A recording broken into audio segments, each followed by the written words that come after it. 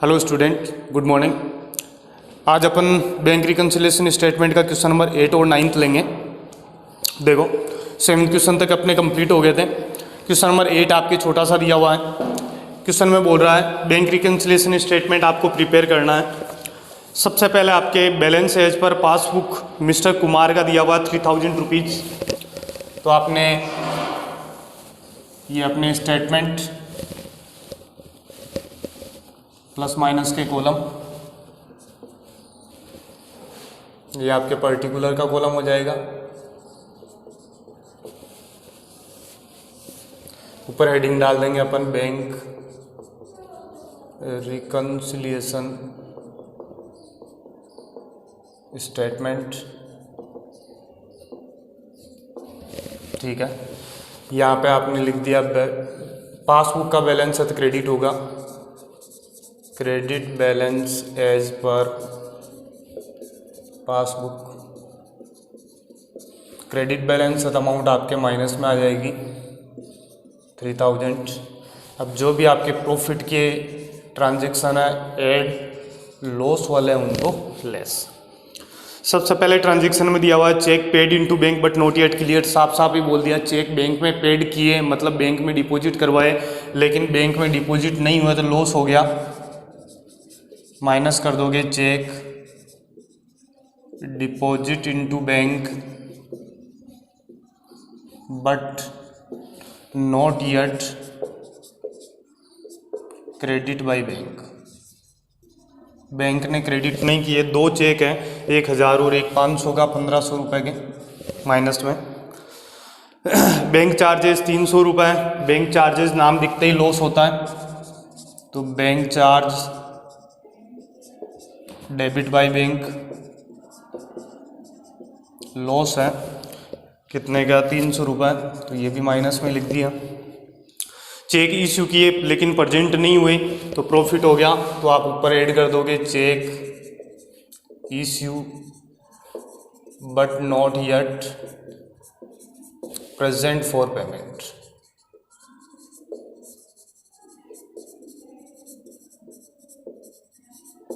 Payment के लिए present नहीं हुआ। चेक है कितने के, 2500 रुपये, तो ऐड वाले कॉलम में लिख देंगे प्लस में 2500 रुपये।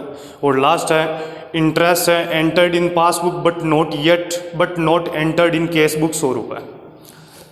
चेक तो ये इंटरेस्ट तो रिसीव्ड हो गया, इंटरेस्ट रिसीव्ड हो गया, कैश बुक में नहीं लिखा, लेकिन बैंक कॉलम में तो इंक्रीज हो चुका, तो प्रॉफिट होगा, तो आप लिखोगे interest credit by bank. Bank कभी भी क्रेडिट करती है तो प्रॉफिट होगा, और बैंक अगर डेबिट करती है तो लॉस होगा। ठीक है, अब आप प्लस माइनस कर सकते हो, इसको अपना आंसर निकाल सकते हैं। ज़्यादा इधर है तो इधर अपन ने टोटल कर लिया 4800 रुपये हो रहे हैं। इसमें से माइनस कर दो 2500 रुपये, तो 2300, 100 रुपये माइनस कर दो तो 2200 रुपये, तो बैलेंस आपकी कितना आ गया, 2200 रुपये। क्रेडिट का opposite debit balance as per cash book का डेबिट बैलेंस आ गया। ठीक है, ये आपके कंप्लीट आ गया, इसका आंसर हो गया। क्वेश्चन नंबर 9 है। 9th क्वेश्चन अपन कर लेते हैं। 9th क्वेश्चन में इस साइड में कर देता हूँ, यहाँ पे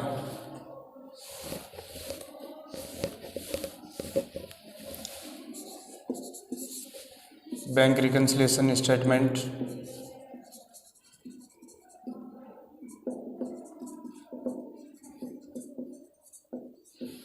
ठीक है, कॉलम हो गया आपके पर्टिकुलर का, प्लस और माइनस का। सबसे पहले दिया हुआ है the passbook of mister Mohit current account show credit balance 20,000। साफ ही बोल दिया पासबुक का कौन सा बैलेंस, क्रेडिट बैलेंस, तो आप लिख दोगे यहाँ पे credit balance as per passbook. Passbook का क्रेडिट बैलेंस दिया हुआ है कितना, 20,000 है। 20,000 रुपये आपके माइनस वाले कॉलम में लिख दिए। वही प्रॉफिट होगा तो उसको ऐड कर देंगे, और लॉस होगा उसको लेस कर देंगे। ठीक है, सबसे पहली लाइन में दिया हुआ है एक चेक है, चेक 400 रुपये का है। Draw on his saving account has been show on current account. देखो भाई, हम जो बैंक रिकन्सिलिएशन स्टेटमेंट बना रहे हैं ये आपके करंट अकाउंट का बना रहे हैं, ये चीज़ ध्यान रखना। ठीक है। हम जो बैंक रिकन्सिलिएशन स्टेटमेंट बना रहे हैं किसका बना रहे हैं, करंट अकाउंट का। तो ये बोल रहा है 400 रुपये का चेक विड्रॉ किया सेविंग अकाउंट से। 400 रुपये हमने तो हमारे सेविंग अकाउंट से निकाले थे, लेकिन गलती से किस में से लिख दिया, इसको करंट अकाउंट में लिख दिया, तो करंट अकाउंट का बैलेंस कम हो गया। तो आप प्रॉफिट और लॉस का हमेशा इसी तरह से ध्यान रखोगे। अगर बैंक में क्रेडिट होता है तो प्रॉफिट है, अगर डेबिट होता है तो लॉस है। गलती से भी क्रेडिट हो गया तो भी प्रॉफिट, गलती से डेबिट हो गया तो भी प्रॉफिट, दिस इज लॉस। अगर डेबिट होना था और नहीं हुआ, देखो डेबिट होना था मतलब कम होना था, लेकिन कम नहीं हुआ तो प्रॉफिट। क्रेडिट होना था मतलब बढ़ना था और नहीं बढ़ पाया तो लॉस, ठीक है ना। तो यहाँ पर 400 रुपये हमने सेविंग अकाउंट से निकाले थे, तो डेबिट आपके सेविंग अकाउंट से होने थे, लेकिन कहाँ से डेबिट हो गए, करंट अकाउंट से। तो करंट अकाउंट से डेबिट हो रहा, डेबिट होते ही आपकी क्या हो गया, लॉस है, ठीक है। रॉन्गली डेबिटेड लिख सकते हो भले आप, यहाँ पे line wrongly debited by bank, bank ने गलती से डेबिट कर दिया आपके कितने रुपए, 400 रुपये। ही इश्यूड टू चेक 300 और 500 के ऑन दिसंबर 25 को, but only first cheque was presented for payment. पहला चेक 300 रुपये का था, दूसरा 500 का था, 800 रुपये के चेक हमने इश्यू किए, लेकिन प्रेजेंट केवल 300 रुपये के चेक ही हुए। मतलब बैंक से पैसे कितने निकले, 300 ही निकले। मतलब अगले ने जो पैसा निकाला, जैसे आपने किसी को चेक दिए 300, 500, 800 रुपये के, और अगला केवल 300 रुपये ही निकाल रहा है, तो आपको 500 रुपये का प्रॉफिट हो गया। तो प्रॉफिट आप ऐड कर दोगे, तो यहाँ पे लिखोगे cheque issue but not yet present for payment. कितने रुपए, 500 रुपये का प्रॉफिट हो गया, ठीक है। इसके बाद में नेक्स्ट आपके दिया हुआ लास्ट लाइन, एक चेक है मिस्टर मोहित 500 का दिसंबर 25 को इश्यू किया, but it was not presented for payment. Same ही दिया हुआ, it was recorded 2 time in cash book. ये यहाँ पे चेंज कर दिया। देखो भाई, अगला बोल रहा है कि हमने एक चेक इश्यू किया, तो ये मान लो कि आपकी कैश बुक है, कैश बुक। मान लो आपका बैलेंस पड़ा था बैंक में 10,000 रुपये, आपने चेक इश्यू किया, तो आपको यहाँ पे लिखना था 500 रुपये, आपने गलती से इसको 2 बार लिख दिया, तो आपके हिसाब से बैंक में बैलेंस कितना होना चाहिए, 9,000। लेकिन अगले ने, ये आपके पासबुक है, पासबुक में 10,000 पड़े थे, लेकिन अगले ने चेक को प्रेजेंट ही नहीं किया, तो यहाँ से आपके माइनस कितने हुए, कुछ भी नहीं, अगले ने प्रेजेंट ही नहीं किया। तो आपके हिसाब से बैंक में बैलेंस कितना होना चाहिए, 9, और वास्तव में बैंक में बैलेंस कितना पड़ा है, पूरा 10,000। तो प्रॉफिट हो गया, लेकिन कितने, 1,000 रुपये का प्रॉफिट हो गया। प्रॉफिट तो हुआ आपके, लेकिन कितने रुपए का प्रॉफिट हुआ, 1,000 रुपये का प्रॉफिट हो गया, ठीक है। समझ रहे होंगे मेरे हिसाब से आप। तो cheque issue but not yet present for payment and record in cash book 2 time, 1,000। अब अपन टोटल करते हैं एक बार, तो इसकी टोटल आपकी 20,400 रुपये हो रही है। इसमें से 1,000 रुपये माइनस किए तो 19,400 और 500 रुपये माइनस किए तो 18,900 रुपये का बैलेंस आ रहा है। तो 18,900 रुपये यहाँ पे आ गए, टोटल आपके 20,400।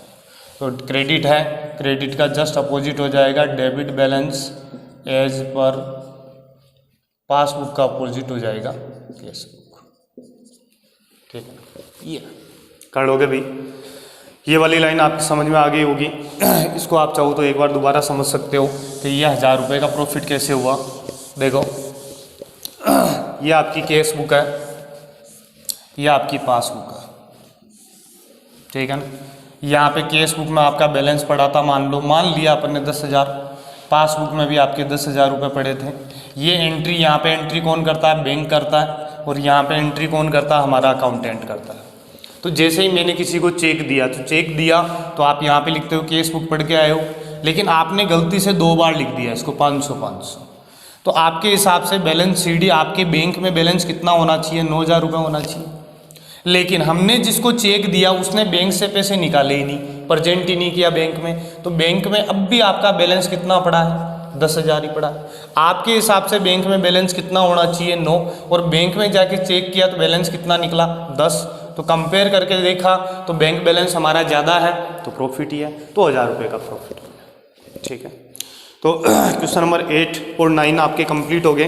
क्वेश्चन नंबर जो 10 है वो आपके नेक्स्ट वाली वीडियो के अंदर अपन लेंगे। 10th और 11th क्वेश्चन टोटल आपके लगभग अगर अपन देखें काफ़ी है, 18 क्वेश्चन है। ठीक है, तो 9 क्वेश्चन मैंने करवा दिए। अब आप कोशिश करो कि कुछ क्वेश्चन आप भी करें। ठीक है, और इससे रिलेटेड अगर कोई प्रॉब्लम हो तो वो भी एक बार आप शेयर करें। ठीक है, तो इस वीडियो में तो अपन इतना ही लेते हैं। नेक्स्ट वाले वीडियो के अंदर अपन क्वेश्चन नंबर 11 और 12 और ले लेंगे। तो थैंक यू फॉर वॉचिंग।